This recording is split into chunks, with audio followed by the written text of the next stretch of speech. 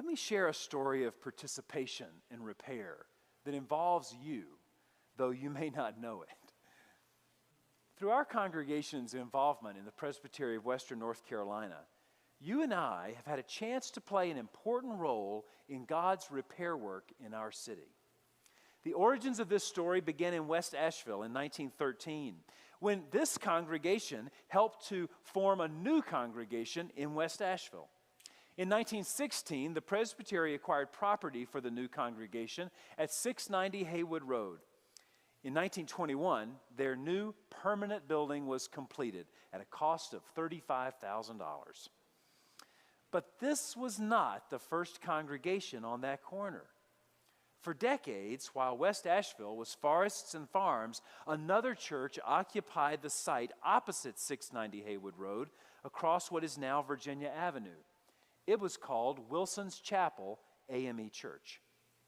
Wilson's Chapel was a black congregation founded in the mid-1880s, established on a 1-acre tract of land given by J.L. Henry, the wealthy white landowner in West Asheville.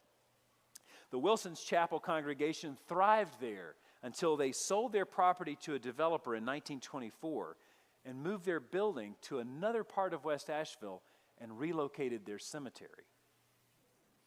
Now, if you're familiar with churches, you know that's some strange behavior.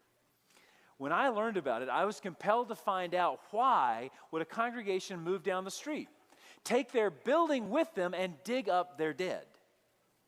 The answer, found in the public library and the records of the Register of Deeds, is a specific example of what we would call structural racism. Here's how it went. In the early 1920s, Asheville was growing rapidly. It was a boom town. And what we know as West Asheville was quickly growing as a new community of subdivided lots, new streets, and new homes. Because the city was booming, Asheville city leaders contracted with a man named John Nolan from Massachusetts to design a city plan that would conform with the best theories of city planning. City planning was a new field then, and John Nolan was one of the best in his field. Nolan submitted his plan in 1922, and the city leadership adopted it wholeheartedly. And using a mix of formal and informal power, Asheville carried out their strategy more comprehensively than any other regional city in the South. Many of our current features that we love, like Pack Square, can be traced back to Nolan's work. But two of his recommendations are especially relevant to the story of Wilson's Chapel and West Asheville Presbyterian. First, that city neighborhoods should be segregated by race.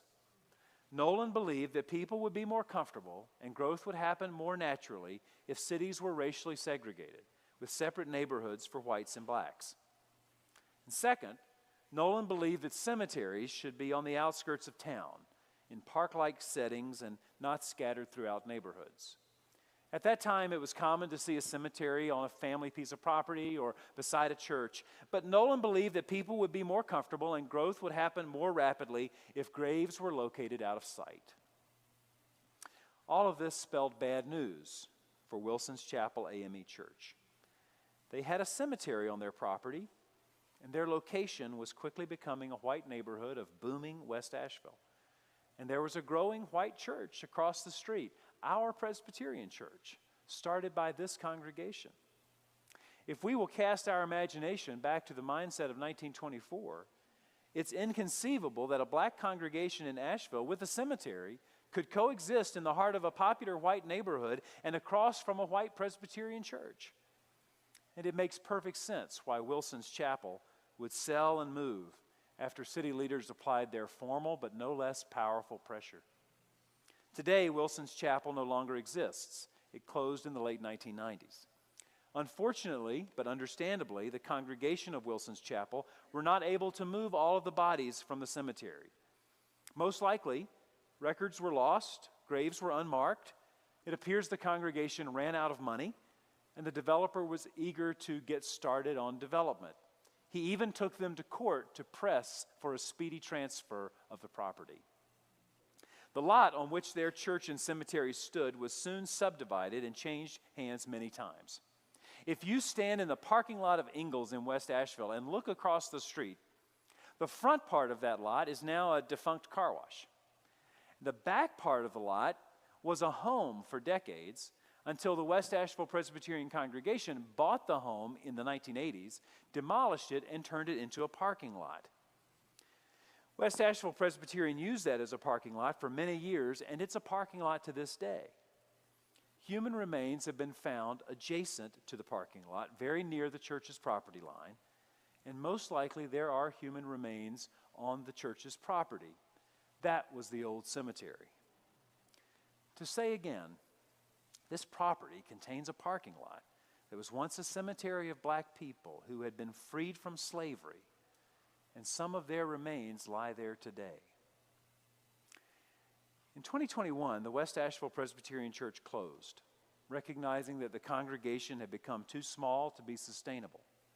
For 3.5 years, I've been serving as co-chair of the West Asheville Presbyterian Church Administrative Commission, along with some other wonderful people, including Cam Murkison, trying to discern what God is calling us to do with this property. Last Saturday, I had the privilege to move that our presbytery transfer this property at no cost to the Reparations Stakeholders Authority of Asheville, also known as RSAA. RSAA is a nonprofit led by the black community in Asheville and Buncombe County. They seek to serve all our neighbors. As part of the presentation, we heard from the executive director of RSAA, Tori White, about the work that they do to serve anyone in need, and their hope that this site in West Asheville can become a community hub of abundant life. We also heard from Cheryl Miller, who spent her whole life at West Asheville Presbyterian and whose family helped to found the church. She spoke with pride about how through the faithful stewardship and generosity of transferring this property, it would continue to bless the community in new and healing ways. Now, we made our motion and we expected a vigorous debate. We knew this could be controversial and we expected many to disagree. But the spirit and the power of this concrete story moved us all.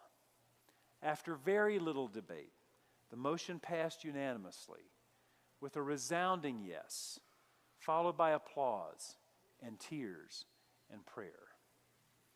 You and I, through our presbytery, took a concrete action to repair a breach opened by our forebears in this place. You see, God is repairing the world.